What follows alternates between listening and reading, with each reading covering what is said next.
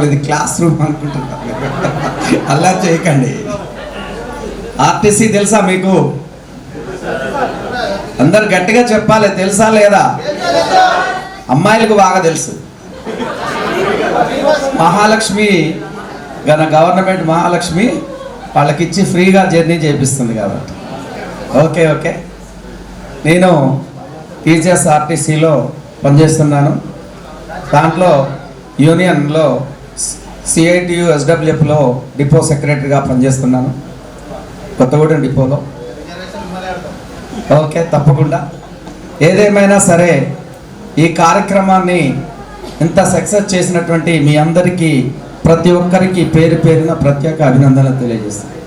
ఒక కార్యక్రమం సక్సెస్ కావాలంటే దాని వెనక ఎంత వర్క్ ఉంటుందో నాకు బాగా తెలుసు.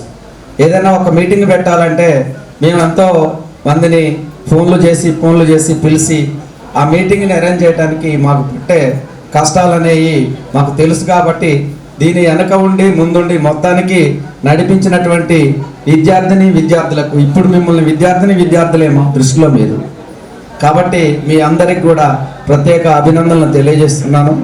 అదేవిధంగా క్లాస్ వెనక బెంచ్లో ఉండి అల్లరి చేసేటటువంటి వారు వెనక కూర్చున్నారనుకుంటా, దయచేసి అల్లరి చేయకండి.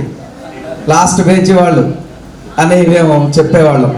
ప్రతిసారి కూడా ఆ రోజు అల్లరి చేసేటప్పుడు క్లాస్లోకి మేము వచ్చి, ఎందుకు అల్లరి చేస్తున్నారు, అల్లరి చేయకుండా రా బాబు, అల్లరి చేయకుండా రా అంటే మా మాట లెక్క చేసేవాళ్ళు కాదు. మంచిగా బుద్ధిగా చదువుకునే వాళ్ళు ఉన్నారు, అల్లరి చేసేవాళ్ళు ఉన్నారు. ఏదేమైనా సరే ఆ రోజుల్లో అల్లరి చేసేటప్పుడు మేము చెప్పేటప్పుడు మా మీద చాలా మీకు కోపం ఉండేది. సారేంది ఇలా చెప్తున్నారు, పదే మమ్మల్ని అల్లరి చేయొద్దు అంటున్నారు, చదువుకోండి రా బాబు అంటే మమ్మల్ని చదువుకుంటున్నారు ఏందని చెప్పేసి ఆ రోజు మా మీద కోపం ఎక్కువగా ఉండేది. కానీ అది అంతా కూడా ఇప్పుడు మీకు అది ఉపయోగపడుతుంది. ఇప్పుడు మా సుబ్బారావు సారు, మా మహేష్ గారు, ఇప్పటికి కూడా మా మహేష్ గారు స్కూల్కి రండి అంటూనే ఉంటాడు కనపడినప్పుడు.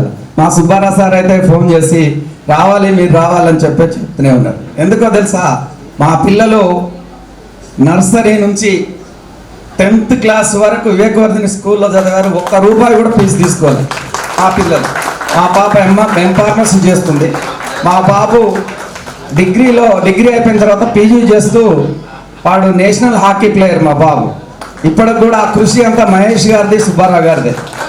గంటాపదంగా నేను చెప్పగలుగుతాను. ఇంకొక అద్భుతమైన విషయం మీకు ఒకటి చెప్పాలనుకుంటాను. మా అన్నయ్య కొడుకు నాగరాజు అని 2006 బ్యాచ్ స్టూడెంట్. నేను 9th క్లాస్లో గవర్నమెంట్ స్కూల్లో చదువుతుంటే మా అన్నయ్య కొడుకు ఆ టాలెంట్ చూసి సార్కి చెప్తే సుబ్బారావు గారికి తీసుకురండి అంటే వాడికి కూడా ఫ్రీ ఇచ్చారు. ఇప్పుడు ఆ బాబు ప్రజెంట్ డాక్టర్గా, న్యూరో సర్జన్గా సుమా సూపర్ స్పెషాలిటీ అని మన కొత్తగూడెంలోనే 10వ తారీఖు నిన్న ఓపెన్ చేశారు హాస్పిటల్. దానికి అంత కృషి అంతా కూడా సుబ్బారావు గారు అని ఈ సందర్భంగా మీకు తెలియజేస్తున్నా.